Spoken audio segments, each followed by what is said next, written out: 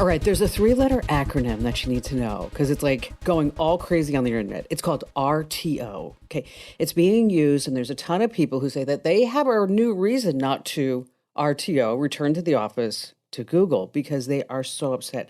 They are so very upset at what Google did to them. I saw a picture of a woman on Twitter, and she was crying. She had tears coming out of her eyes, and she said, I used to love working for Google, but I can't anymore. I'm just so upset because Google's changing things. And they're telling Google left and right that it's just not okay with them. It's not fair. How could Google think that this was even a 5 on the okay scale?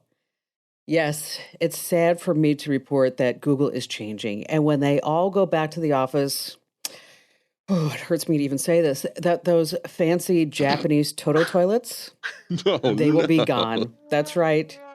At Google, just standard toilet seats from now on. Tough times for sure. It is. It's awful. She was actually crying. I'm so upset. Yes, the Japanese Toto toilets will be gone. But here's a Jeopardy question for you. The inventor of the modern flush toilet. Come on, you know trivia, Matt. What is this? Is it Thomas Crapper?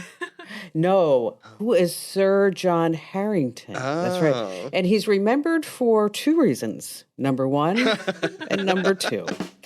And you see, ladies and gentlemen and boys and girls, just an example of all the fun that we have here week after week as we talk about everything digital here on the podcast, Tech Refresh.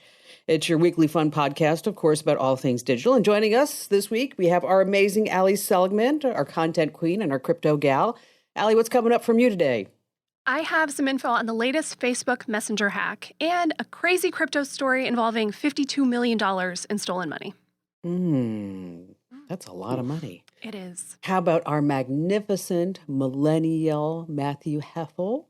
Well, we will be talking a little bit about how Apple is trying to compete with Google on the Maps front, as well as something that everybody else in the entire world is talking about, which we'll get into in a bit. What could that be? Does it have something to do with a statue, maybe? Maybe. A small one. A small one. So let's get Tech Refresh started with some important tech developments, some tech news. And speaking of, let me ask you a question. Did Will Smith actually make a bald joke about alopecia on the Arsenio Hall Show so many years ago? That's right. There's an old clip of Will Smith making a bald joke. It resurfaced after the actor, of course, hit Chris Rock making a bald joke at the Oscars. So is that true or false? It's actually false. Fake news that's spreading. Here, let me give you another one. Did the Biden administration stage a White House photo with a whole bunch of fake trees in the background? That's right. The rumor is that a picture of U.S. President Joe Biden standing in front of the White House had been staged in some manner. Speaking of fake news, so many people believe that they can spot fake news online, but a new report says that we're not good at identifying misinformation as we think. I mean, this is really scary to me. An Ofcom study shows that only 1 in 4 adults are able to correctly identify fake news and misinformation. Okay, that's bad, right? 25% of people. Okay, but this is the one that's really frightening to me. Think about 100 people you see in a room, right? 6 out of every 100 people, 6% say they believe every single thing that they see on the internet to be true. No. That's scary. Okay, that's my Uncle Stevie. Okay, yes, he's right there. He's one of those people. Think about that. 6% believe every single thing to be true that they see online. Okay. Oof. So here's the deal. You want to make sure that you check your sources. Take a step back before you actually say that I'm going to share this, I'm going to talk about it, because it may not be true. And let me tell you, with Russia and Ukraine, there's a lot of fake news going around. And especially there's been a trend about the Canadian Prime Minister lately. And some of it is Trudeau. Yeah. All right, Matt, you're going to tell us about Maps? Yes. Apple Maps has long been trying to compete with Google Maps. They have been kind of going back and forth, doing what they can to try to come up with a way to have the similar kind of technology that Google Maps does. Well, Google Maps has that ability to be able to drop a little pin anywhere in the world, even if it's in the middle of the forest and see anything. Well, Apple Maps has been behind them on that front for a long time. In the last few years, they have actually developed a backpack that is worn by individuals, and they're able to go to parks or trails or even inside airports Oh, and nice. be able to map out those for walking past. So while before they weren't really doing this in a lot of other places, they have begun to try to pull it out. It started in California about 3.5 years ago, and now it's being rolled out in Canada, on the East Coast, and in Australia and the UK. It's not just for anybody. They have made it Oh. very apparent that you can't just go on the website and they'll ship you a backpack, because these backpacks have some amazing technology in them. They have multiple dozen cameras on them that have 3D degree scopes, as well as LiDAR. So these backpacks are worth about $10,000. Ooh. So you do have to apply online at their website, and they will do a vetting process to see Oh, if I you're want to able to. do this. I know you can, but it's not just like Uber for carrying a backpack for Google. Wouldn't that be so fun though, to be part of all that? And then you can when you look at Yeah. that map and you put that little person there, you're like, that was me. It's there because of that. That's me. There should be like little Easter eggs that people put in, like if they're carrying a backpack, Yes, that's a really good idea. like little geolocation things that you could say, yeah, like that was like, I put that can of Diet Coke there for a In the reason. corner of like this park in Grand Canyon or something. Yeah, Yeah. carve something into a tree. Yeah. Like, how about like you can carve into a tree or you can just hold up a sign that says Komando.com. Hey, there you go.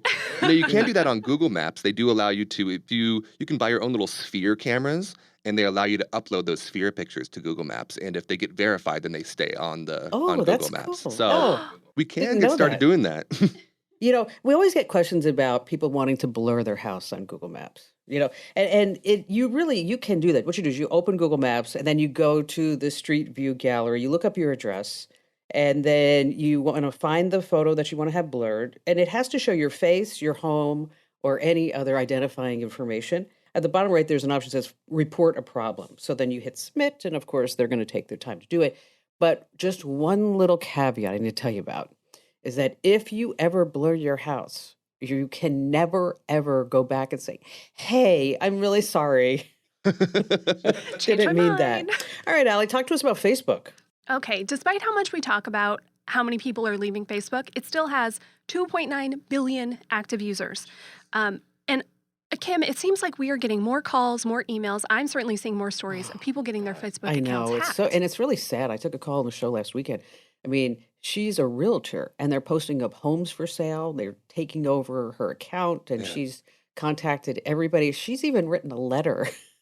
A handwritten Oh. letter? Yes, because she's like, help me, help me. Yeah, well, one estimate I saw said 160,000 Facebook Every accounts are day? hacked Every day? This is Every day. those This is- 6% people. who believe everything. Well, why? Okay, because scammers can pretend to be IRS agents or tech support. But what's more effective? Pretending to be you, a real person with real friends and real family, because people will click the links that you send and believe the things that you say, right? So the latest Facebook scam, it's going through Facebook Messenger. You open it up, you have a message, and it says, look what I found. And it's from someone you know, but you don't realize their account has most likely been compromised. So you click the link, you sign in to watch this video, and then it's all downhill from there. Yeah, it's bad. Did you notice the catch there? Did you notice what you did wrong? Signed in. Yes. Mhm. You were already in Facebook Messenger. Why did you sign in? Well, you don't need to. You actually landed on a phishing page. And surprise, you just gave your email address and your password to the person who was trying to steal it. Another really common way that these hacks happen is if you have a bad password on your email account. It's really easy. If someone has that email address, they can send the password reset and then go right into your email. Then they have access to your account. Okay, that is when we hear from people. I can't get into my account, or it's clear there's something happening in my account. I got a message from a friend who said, why do you keep sending me weird stuff? Yeah. Okay, so what do? If you're lucky, you're still able to log in, right? You can go in, you can change your password, log out every device that's on there, set up two-factor authentication. What if you can't log in? Then you start down the path, like our realtor friend, of trying to get your account back. So I reached out to Rico Danielson. He's our friend of the show. He's a digital forensics expert, a really smart guy. And Rico said the one thing that you have to remember, only Facebook can unlock your compromised account. Yes. There are all these companies popping up that say, hey, give us a few $100. We'll get you back into your Facebook. Okay, I mean, if you've used one of these companies and you tell me it worked, please write into the show. You can write us at podcasts with an S at komando.com. I would love to hear about it. But for the most part, I would say avoid these things. They're just trying to get your money. It's probably not going to work. And in the worst case, you're giving even more of your information to somebody who wants it, right? So what do? There's actually a URL, facebook.com/hacked. Yes, the problem is so bad. They have a special URL for it. You go there, you report that your account has been compromised. And sadly, you can't expect this to be resolved in a couple days. Again, like our realtor friend knows, she's done all this stuff, and you're just kind of stuck in the queue because this is such a big problem. So expect to be patient. If you're lucky and your account is totally fine, okay, go do a few things to protect yourself today. One, we talk about this all the time, but make sure you have a copy of all your photos and your videos that you care about. And then you're going to want to make sure that you have a recovery email set up. That's going to make the process of getting your account back so much easier if it ever happens to you. We have all that over on the website, komando.com. Just search Facebook security and you'll see all the steps. That's really interesting. Facebook.com/hacked. I mean, it's so prevalent. It's like, just go there. Right? The realtor gal, I didn't put this on the show, because she asked me this offline. She said, I went to this website and they said they could give me my account back for $399. And then it had this picture of a congressman saying, oh, well, I used it too. I know the website you're talking about, and Rico mentioned that one too. And he said, if you dig into this company, you'll see that they are in another country, so they can get around any kind of, rules and laws we have here in the U.S. Don't use it. And it was just a front for a reputation defender type site. There you go. I don't know. I don't think they can get your account back either. No. All right, so coming up, we have some insider secrets and tips that will make you sound so much smarter on Zoom calls and on parties that you don't want to miss. Later on, we have our trivia, and then Allie has a great crypto tip. Say that 8 times.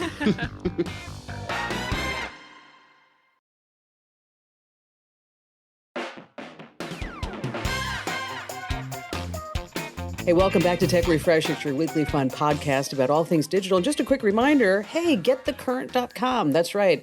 It's a sponsor of Tech Refresh, and it's also our newsletter that comes out twice a week. You get exclusive links and videos and tech news you don't want to miss, and there are no ads. Yes, no ads. That's true. And so you can see the sample. You can sign up right now over at getthecurrent.com. Once again, that's getthecurrent.com. All right, let's talk about photos on your phone. How many photos do you think you have on your phone, Matt? Oh, I think I saw the other day it's like 13,000 or something like that. It's a gratuitous amount of photos. I'm a little bit older. I have 26,000. How about you, Al? Oh, yeah, I think I'm in the teens. Are you? Yeah. Something like that. It's so frustrating when you want to find the one photo that you're looking for, right? And so whether you're using Apple or Google Photos app, you probably end up scrolling through pages and pages of photos, just looking for like that one shot. You're like, oh, I know it's in here somewhere. I mean, like, for example, we were in LA and I'm building a house and I was looking for pictures of garage doors because I walked all around like Beverly Hills and Bel Air and I'm taking pictures of garage doors, which, by the way, yes, there's a picture that I posted on Instagram of me outside the gates of Jeff Bezos' house. And I thought it was so funny that he had like 5 Amazon boxes sitting right there. But what I didn't say on Instagram is that, so Ian and I were walking, and so I'm like, Ian, we have to take a picture of this. This is just so funny. And so I wasn't even on the driveway, not even on the driveway. And I was taking a picture and I heard somebody say, "Can I help you?" Oh, man. Okay. And I said, just taking a photo of the Amazon boxes. I'm always honest. And then all of a sudden, like, you hear like this car coming, like, and then, then we walk, we kept going our way, like, what's the big deal? Yeah.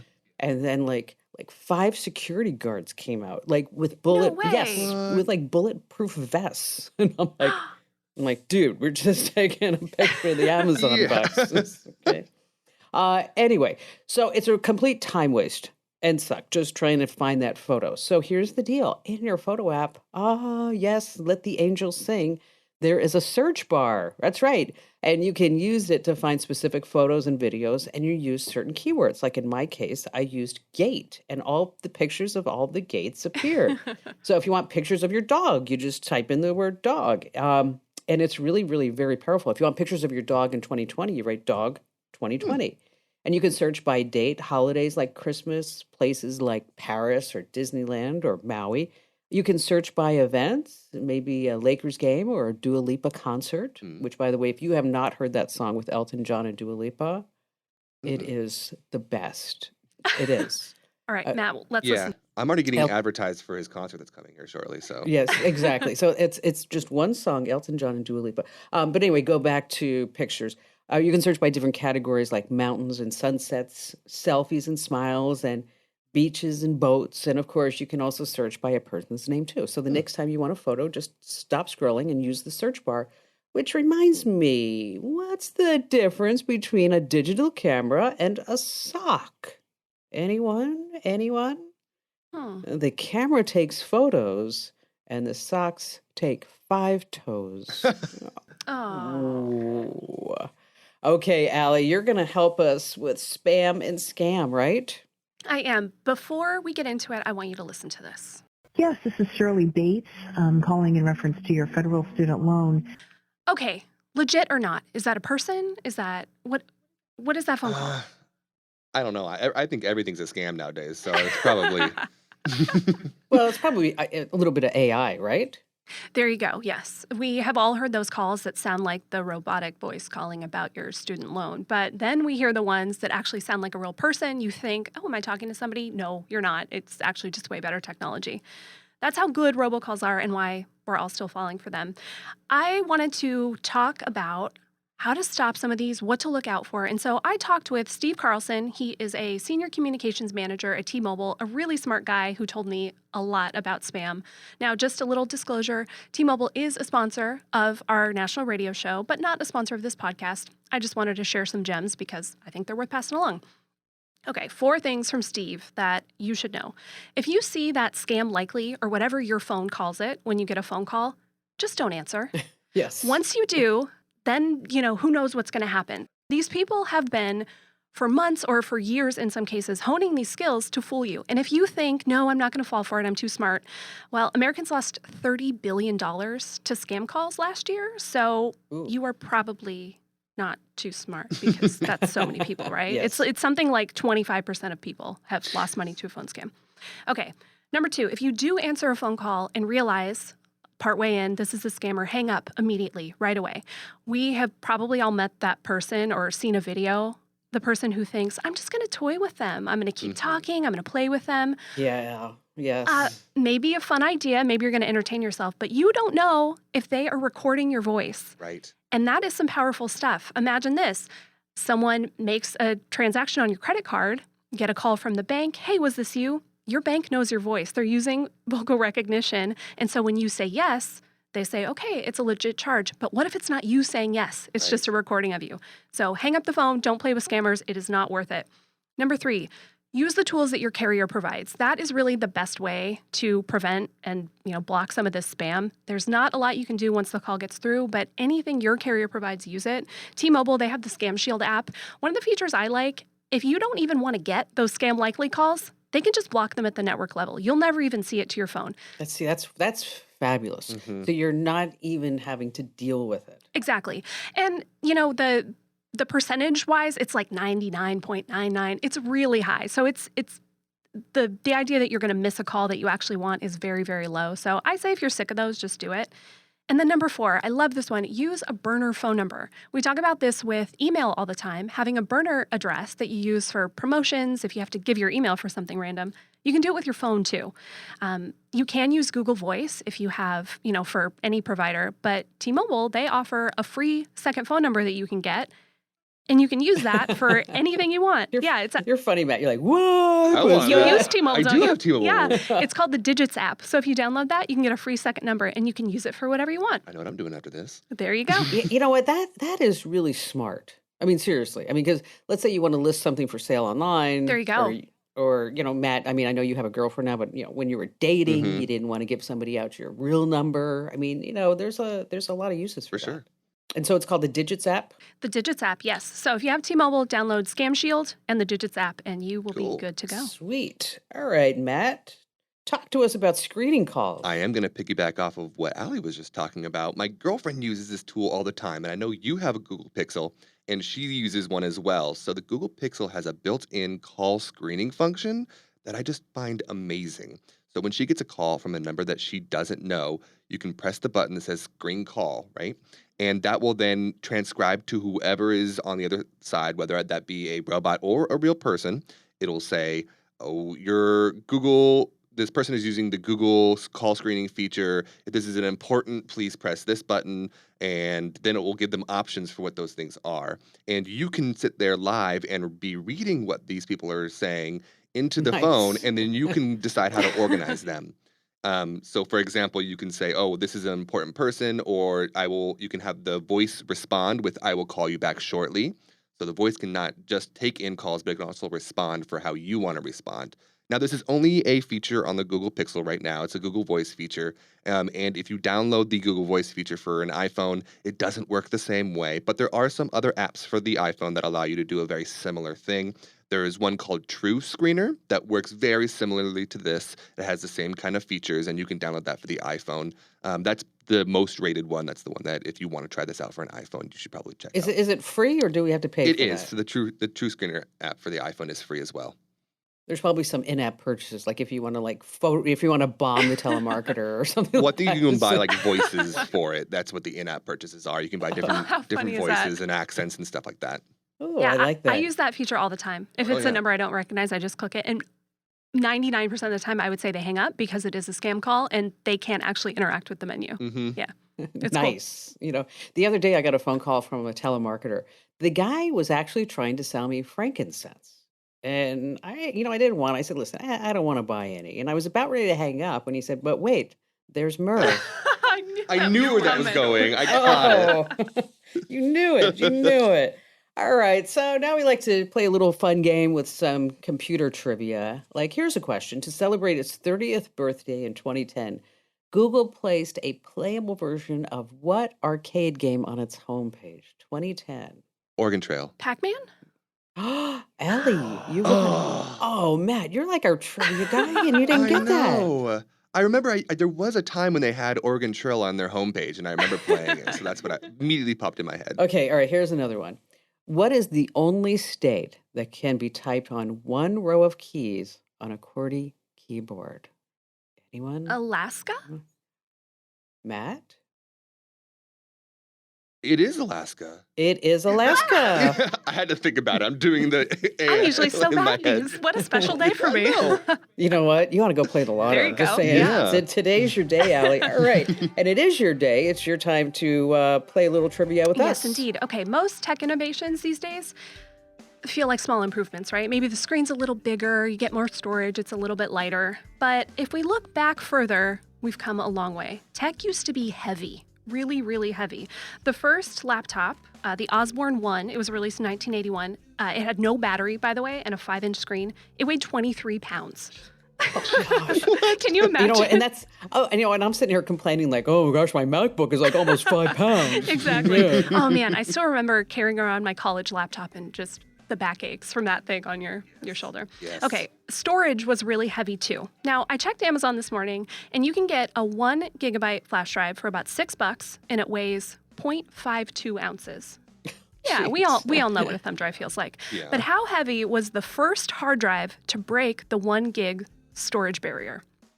Was it A, 8 pounds, B, 64 pounds, C, 100 pounds, or D, 188 pounds? Oh, this is a tough one. I'm going to say C, which I believe was 120. 100. 100 because I never want to go for the heaviest in this kind of situation, even though that would be the most amazing. But I'm going to go for the safe answer. of Game C, theory, I 100 see you. pounds. Okay. I'm going for 64. 64. Yes. All right, one of you is correct. And it's Kim Komando. Well Man, done, Kim. Yes. not my day. It was the IBM 3380 direct access storage device. It had 14-inch discs. This was the first to break the 1 gig. It actually could hold 2.25 gigabytes if you used 2 different drives. Guess how much it cost? And these are $1980. It was like a stupid number. $275,000. I mean, that's a good guess. It wasn't quite that expensive. Depending on which one you got, between $97,000 and $152,000. Man. Yeah. Yeah. What? Yeah, that 64 pounds. Wow, 64 pounds carrying that thing around. All right, I have one for you. Okay, this is your redeeming question. Uh-oh, no pressure. Okay, I'm So much ready. So pressure. I want you to like sit up straight, I'm up. put on your thinking cap. Yep. Take a deep breath. Okay, you ready? Okay. With over 17 million produced, what was the highest selling single model of personal computer ever? Ever. Ooh, do do do do do do do do do do do Not, okay. do. Hold on. The music's making me nervous. Is it the Mac 2? How about you, Al? I knew this once. I cannot bring the answer to mind. Yeah, I'll say MacBook. I know it's not. What was it? Matt? The Commodore 64. Yes.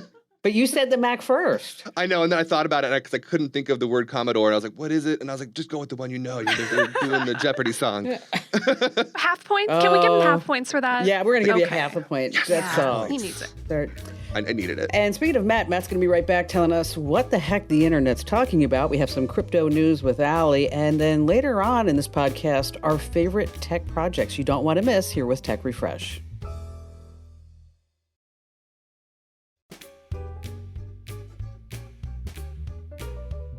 Hey, welcome back to Tech Refresh, your weekly fun podcast about everything digital. And if you have not already, oh, come on. We're begging you. We want you to give us a great 5-star review. Say some nice things about us.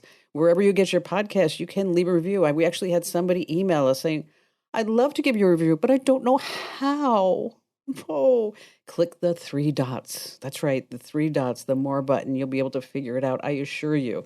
And while we're begging you, make sure that you sign up for The Current. Head over to getthecurrent.com. It's exclusive news links. You're going to love it. No ads. You can see a sample. You can sign up right now over at getthecurrent.com. All right, Matt, you are a millennial hanging out on TikTok because we're not. We're old. What is happening on TikTok? On TikTok this week, they've been talking about a paint manufacturer. I'm just kidding. They're talking about Will Smith. I mean, what The else? slap word heard round the world. Yeah, the smack heard round the world is all anybody is talking about. So, a quick outline of what happened, in case you are literally under a rock right now.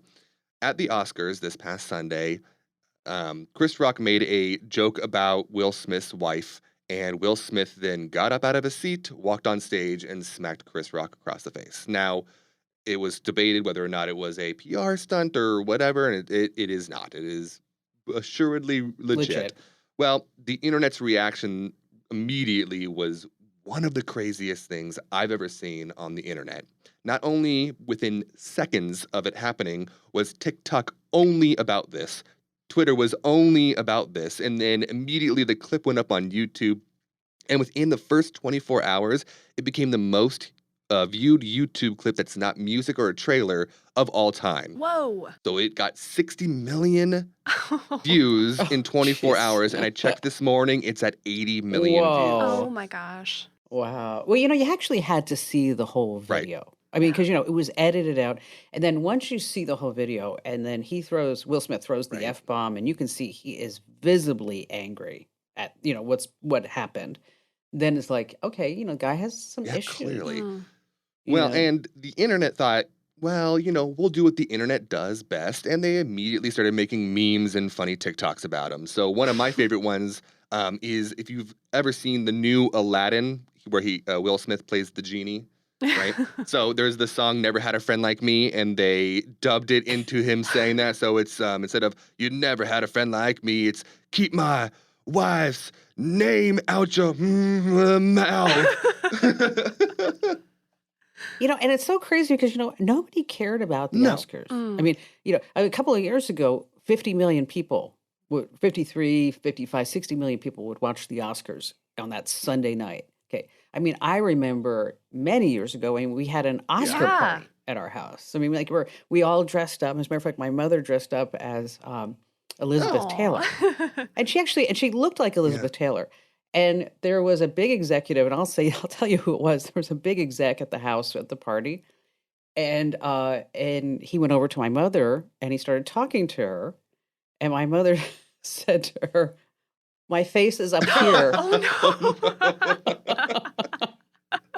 no. and I just busted out laughing. Anyway, he was a big executive with Krispy Kreme donuts. Oh, that's awesome. Anyway, so nobody was talking about the No. Oscars, but now all of a sudden everybody's talking about the Oscars. It's just memes and videos, and I mean everybody is debating on whether whose side is right and whatever. But the internet is just one more meme that I wanted to share that I found hilarious. So it's the song from Fresh Prince of Bel-Air. And I got in one little fight. My mom got scared. She said, "You can't slap Chris Rock because your wife has no hair." Oh, Oh my gosh. Oh, man. You know, Kim, what I was thinking about, I don't know how many of the Oscar movies I've even seen. Like 1, 2? Like we just watch streaming shows now, right? Like that's what we're actually talking Yes. about. I think that's why nobody cares about the Oscars, because we don't care about these that's movies. true. That's true. I mean, just think about it. If somebody were to say to you, "Okay, I have this 10-hour movie," Yeah. and you can watch it all at once or an hour at a time, and you'd be like, "Excuse me, I'm not watching a 10-hour movie." But meanwhile, you're like, "Great, when does the next episode drop?" It's like, God, that'd be There's a new season of The awesome. Crown. I'm going to watch it all in one day. So, speaking of streaming, I watched 1883. Well, first of all, I tried to watch Yellowstone, and I couldn't really get Okay. into it. But now I watched 1883, and now I'm totally into Yellowstone. What are you guys streaming? I've been watching every Friday Severance, which is a show on Apple Plus. It's really good. The concept is basically people get their minds, it's called severed, and when you go to work, you have your work personality and you don't remember anything about your real life. And then when you're at home in your real life, once you leave work, you don't have any of your work memories. So there's definitely some weird stuff going on in this office. Why else would they want to block people's memories? But it's a pretty Right. good thriller. It's really interesting and it's funny. Worth watching. I haven't seen that. I've been watching The Gilded Age on HBO Max, which is about life in early New York City in the 1800s. It's very similar to Downton Abbey, but it just takes place in New York City. It's very fascinating. Well, it's the same writer. Is it the same writer? Oh, wow. Oh, Yes, then it's the that same makes writer as sense Downton. then. That's why. Okay, there was a story. If you really like Yeah. this, Matt, there was a story in the New York Times. I was just fascinated by it, and it's called "The Real Life Mansions from the Gilded Age." Ooh. And so, where the Randalls were actually the Vanderbilts. Right, okay. Okay, and they had like this 30,000. Think about this in the late 1800s, early 1900s, a 30,000 square foot home. Okay, on the corners of like Fifth Avenue from 53rd Street to like 56th Oh my Street. gosh. Oh my gosh. Okay, all right. All right, and then one of the other characters in there, they lived in what's now on Fifth Avenue, and I think it's like 58th, something like that. The Cartier building. Oh, that was their home? Okay, that was their home.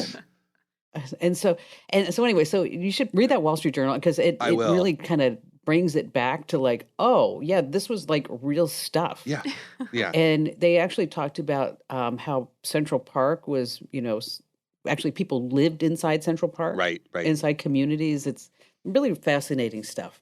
As is cryptocurrency, because everybody is trying to figure out what the heck to do with crypto. I mean, I will show you here in this little envelope right here is my brand new debit card for my crypto account, because I don't like to tie my bank account with my real money, because I have my crypto money, and this Right. way I figure if something gets hacked, it's only a certain amount, because you have to be really careful with cryptocurrency, right, Al? Indeed. And there are some really, really smart people in tech. People that think outside the box. They see things in ways that we don't. They see different things than you and I do, right? Sure. I think Elon Musk comes to mind. These people are also often pretty out there. Yeah. Yes. Eccentric, to say the least. Indeed, yes. And sometimes these really smart people use their big brains and all that intellect to hack. Yes. You're probably picturing some guy like in a hoodie trying to get into your bank account. But no, hackers are often these really, really talented developers who make it their work to find huge flaws in products.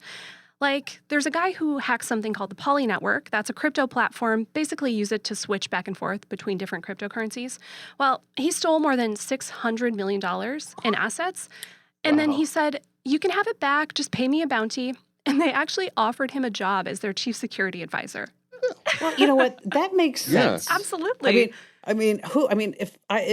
If you're going to hack me, you know where all the little Yeah. holes and nooks and crannies fill are. 'em. I mean, Yes, yes. exactly. That leads me to one of the big stories in the crypto world right now.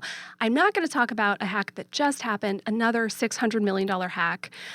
I think there's one that's way more interesting, even though it's less money. And I'm talking about the Casio cash token exploit. Now, I'm going to describe this in as simple of terms as possible. So, Casio is a finance app, and Cash is the stablecoin. A stablecoin is basically cryptocurrency that's valued at $1.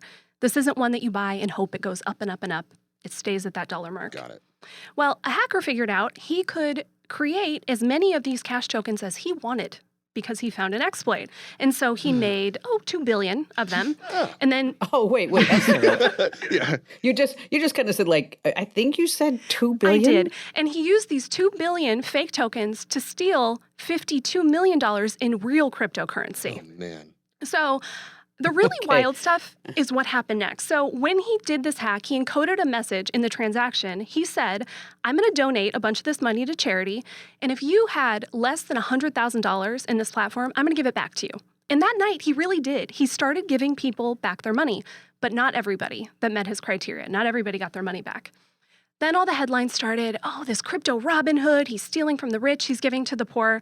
But no, this guy stole from everybody. And now, get this, he's actually making people beg for their money back. Oh. He has said, you need to justify why you should get your money back and where it came from in the first place. You know what? Oof. This guy's he's a jerky I was face. rooting it for this for a second, and then Right? it turned sour. real No, quick. this is not great. This is a quote from him. Money will not be refunded to rich Americans and Europeans who don't need it. Okay. All He's right. deciding that. Exactly. So if this guy really wanted to do good, he would have found this exploit, told Casio, taken his bounty, and gone on his Yes. way. It's clear this is not a white hat hacker. This is somebody on a self-righteous power trip, I guess we could say, who's really excited about it. Like the $100,000 cutoff. What if I had $110,000 and that was my life savings? Right. Am I just Yeah. You're screwed. I'm just screwed now. I went into the Casio Discord. That's like the big chat app that crypto people use. And people are in there talking about like, what am I going to do? How am I going to get my money back? And they're all trying to help each other make messages to this guy to convince him to stick to his word. Oh, I love this line. There was one person in there that said, the idea of Robin Hooding is just to make yourself feel better about being a piece of trash. You are stealing from people, point blank, period. I totally agree. We will see how this plays out, but I cannot imagine a world in which everybody who had money stolen gets it back. Yeah.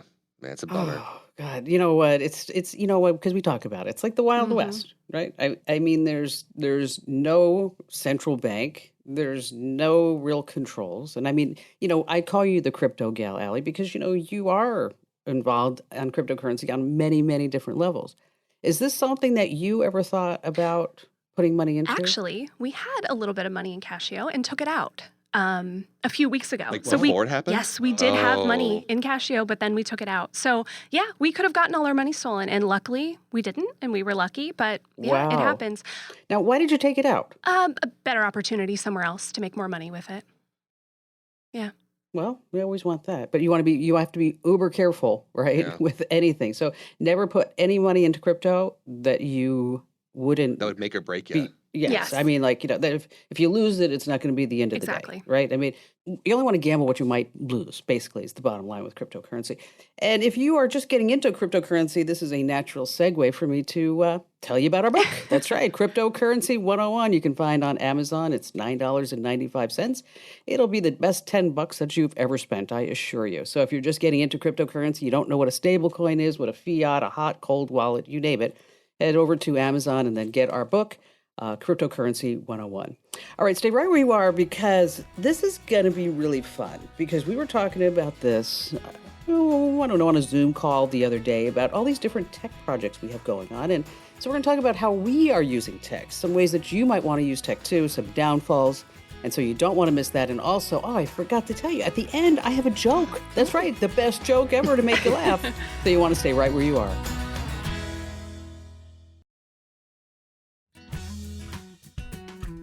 Hey, welcome back to Tech Refresh. It's your weekly fun podcast about all things digital. Of course, want to make sure that you get thecurrent.com site up. Get it. You're going to love it.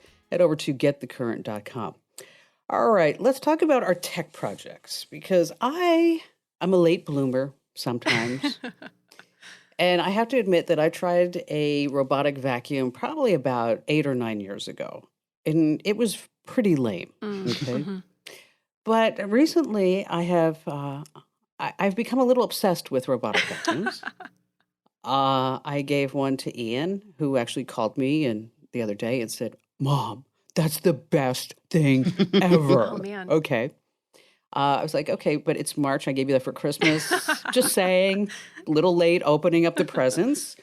And I'm a little embarrassed to say that I just have to tell you. Okay, I started out with the Brava Jet. Okay.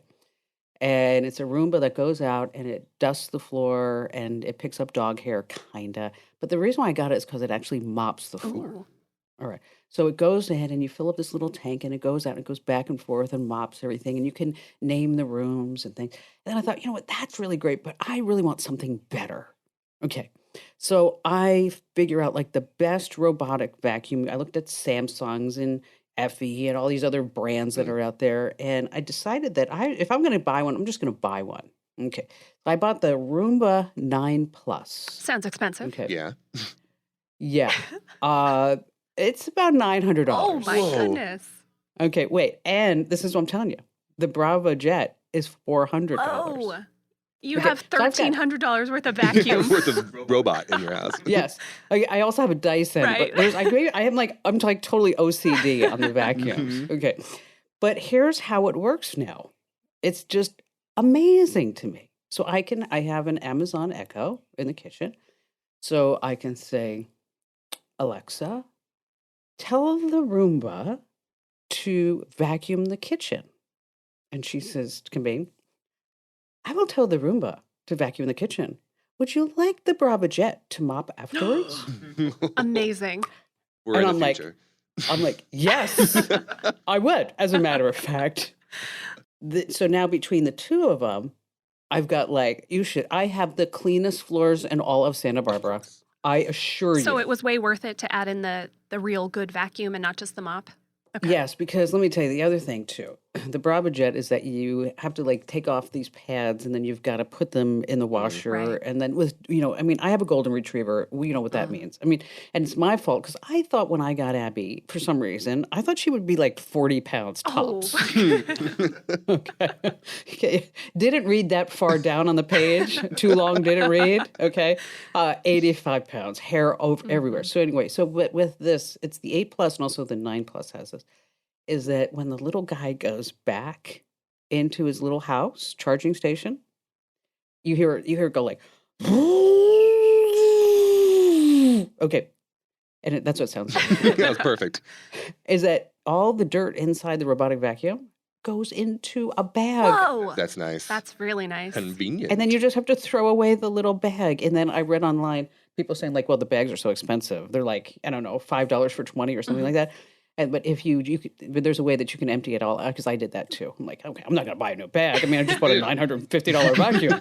Why would I buy a new bag for $5.20? So anyway, so I'm totally into the robotic vacuums right This now. is good to know. I also have a dog that sheds quite a bit, and I just vacuum Constantly. constantly. Me too. Yeah. So it's a Yes.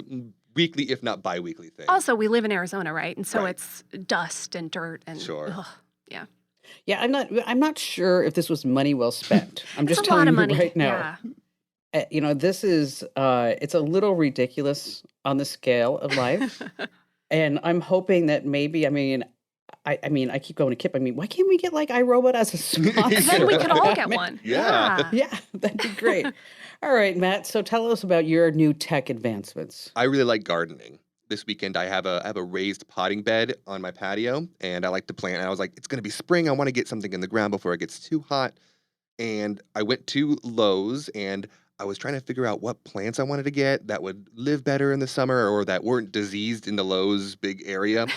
And so I went on my phone, and I was looking for an app, and I found this amazing app that allowed me to scan the plants before I was to purchase them to see how healthy they looked and to find out if dogs were allergic to them or how they would hold up in heat. So it's called Picture This, and you're able to take a picture of the plants in the store, and it will tell you everything you want to know about these Oh my plants. It'll give gosh. you Nice. It'll say, oh, this plant has this little discoloration on its leaf. That means it probably has this disease. You don't want this one. This one's going to perform best in Arizona, in Phoenix, in this climate. This one, don't get too close to your dogs. And it's amazing. So I was able to buy a ton of plants that are all going to be, cross my fingers, live through the summer, and we'll see how it goes. That's But really cool. I've been What's the name using of it again? It's called Picture This. I just wrote that down. Picture This. I'm going to try that out. Yeah, me too. It's really, really cool. There are in-app purchases for certain things, so just be warned, but it's not completely free. But, to download it is free, so. Cool.